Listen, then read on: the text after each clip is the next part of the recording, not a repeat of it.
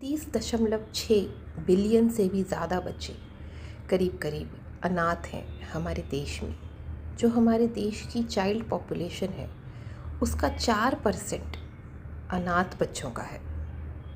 नमस्कार, मैं आपकी मंजरी आपके साथ एक नए विषय पे बात करने आई हूँ और हम आज बात करेंगे हमारे संभावना सेठ और अविनाश जी के बारे में।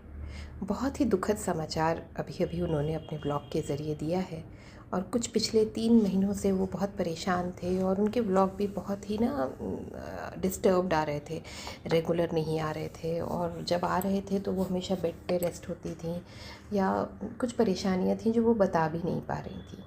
अभी उन्होंने जस्ट करीबन 1 घंटे पहले एक ब्लॉग बनाकर उन हस्बैंड वाइफ ने, संभावना जी और अविनाश जी ने एक ब्लॉग बनाकर ये पूरी समाचार दिया है कि उनके साथ इतनी बड़ी दुर्घटना हो गई है, इतना बड़ा हादसा हो गया है उनके साथ। उनके सारे सपने जो उन्होंने सालों से सजाए हुए थे, जो सच होने लगे थे करीबन 3 महीने से उनके मन में, वो कली, वो फूल खिलने लगा था, एक अचानक से सब कुछ ख़त्म हो जाना बहुत दुखद है। उन दोनों को आज देखकर और संभावना जी को देखकर बहुत दुख हुआ और अंदर से आत्मा मेरी हिल गई ये सोच के कि इस माँ का दुख कैसे बांटूं, कैसे इस माँ को समझाऊं कि उनका 5वां अटेम्प्ट था आईवीएफ का। बहुत टफ़ होता है आईवीएफ का प्रोसेस, बार बार बहुत सारे इंजेक्शन्स और बहुत सारे ट्रीटमेंट्स, मेडिसिन्स, हार्मोनल सब्स्टिट्यूट्स, ये सब के साथ ये आईवीएफ होता है। और वो बेचारी 4 बार करने के बाद जब 5th टाइम ये सक्सेसफुली हो गया और वो प्रेगनेंसी कंसीव कर गई तो उनकी खुशी का ठिकाना नहीं रहा। जो उन्होंने आज अपने ब्लॉग में बताया कि वो कितने खुश थे हस्बैंड वाइफ, जो भी तकलीफ़ें उन्होंने पिछले इतने समय से झेली थी, जो भी मतलब फ़िज़िकल टेंशन या जो भी उनका मेंटल स्ट्रेस जो भी था, वो सारा कुछ छू हो गया और उन्होंने इस खुशी के आगे वो सब कुछ भूल गए। और उन्होंने जो भी तकलीफ़ अभी वो झेली, मतलब 3 महीने से वो जो भी परेशानियां झेल रहे हैं, मतलब जो भी उन्हें इंजेक्शन्स लग रहे हैं, जैसा वो बता रही हैं अपने ब्लॉग में कि करीबन इस 3 महीने में उनको 65 इंजेक्शन्स लगे हैं, जो कि बहुत पेनफुल होते हैं। हार्मोनल इंजेक्शन्स जो होते हैं ना, नॉर्मल इंजेक्शन के कंपैरिजन में ज़्यादा पेनफुल होते हैं क्योंकि वो थोड़ा थिक सोल्यूशन होता है। तो इतना इंजेक्शन्स, इतना हार्मोनल ट्रीटमेंट, इतनी मेडिसिन्स और जो एक्सट्रीम पेन और जो साथ में प्रेगनेंसी के जो साइड इफ़ेक्ट्स होते हैं शुरू के ट्राइमेस्टर्स में, वो सब कुछ वो हस्बैंड वाइफ झेल रहे थे। लेकिन वो बड़े खुश थे उस सारी तकलीफ़ के साथ भी, वो खुश थे। क्यों खुश थे? क्योंकि उन्हें पता था कि इसका जो एंड रिज़ल्ट होगा वो बहुत खूबसूरत होगा। उनका घर फूल खिलेगा और उस फूल के लिए वो हर तकलीफ़, हर कांटों को झेलने के लिए तैयार थे। इसीलिए शायद उन्होंने इतनी बार, इतनी तकलीफ़ें, आर्थराइटिस और इतनी सारी प्रॉब्लम्स होने के बाद भी उन्होंने आईवीएफ ट्राई किया 3 बार, 4 बार और 5वीं बार जब वो सक्सेसफुल हो गई, तब उन्होंने कोशिश की कि ये हो जाए, अच्छे से हो जाए। पर कहते हैं ना, भगवान को जो मंज़ूर होता है वो होके ही रहता है। हम कितनी भी कोशिश कर लें, अगर भगवान नहीं चाहता तो एक पत्ता भी नहीं हिलता।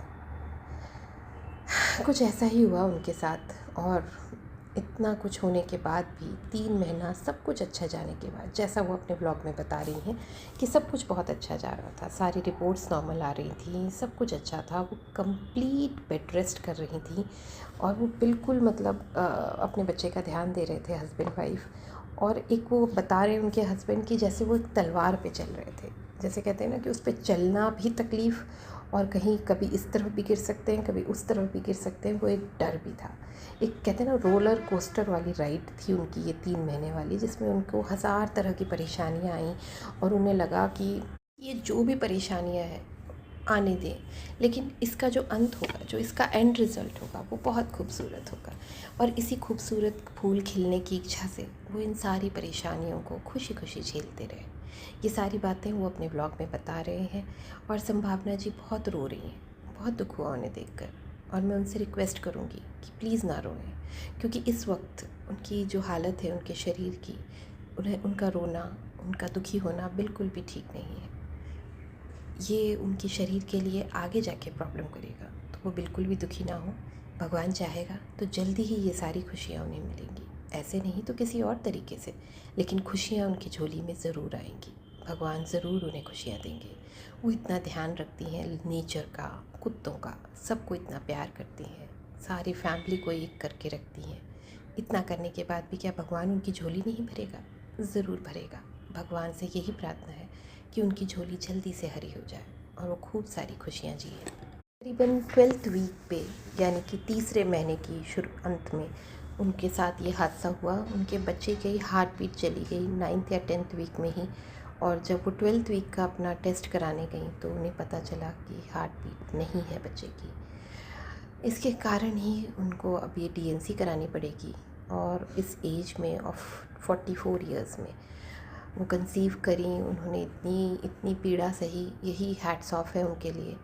और मैं उन सारी महिलाओं के लिए बात कर रही हूँ कि जो भी आईवीएफ के थ्रू गुज़रती हैं, इस एज में प्रेगनेंसी कंसीव करती हैं और बेबी को जन्म देती हैं, बहुत बड़ी बात है, बहुत बड़ी बात। जो मेंटल और फिज़िकल प्रेशर झेल रही थी वो, साथ में उनके हस्बैंड अविनाश जी भी झेल रहे थे, उस सब का जो थकान उन्हें अब महसूस हो रही है, क्योंकि अब उनके पास वो खुशी उनके साथ नहीं है। ये भी वो बता रहे हैं अपने ब्लॉग में, और बहुत दुख हुआ ये जानकर। हम तो उन्हें बस एक ही सजेशन देना चाहेंगे कि आप इतनी बार ट्राई कर चुकी हैं, अब हमें लगता है कि अपने शरीर पे ध्यान दीजिए, अपनी जितनी भी हेल्थ कंडीशंस है उन पे ध्यान दीजिए, और अपने आप को स्वस्थ रखिए, और जल्दी से एक बच्चा गोद ले लीजिए। इतने बच्चे अनाथ हैं इस दुनिया में, कोविड के बाद से तो बहुत सारे बच्चे अनाथ हो गए। इनमें से किसी एक या दो बच्चों को अगर आप पाल देंगी, उन्हें माँ बाप दे देंगी, तो अच्छा और कुछ नहीं होगा। चलिए, इन्हीं शब्दों के साथ मैं अंत करूँगी, अपनी वाणी को विश्राम दूँगी कि खुद पर विश्वास रखो, तुम वो कर सकते हो जो तुम सोचते हो।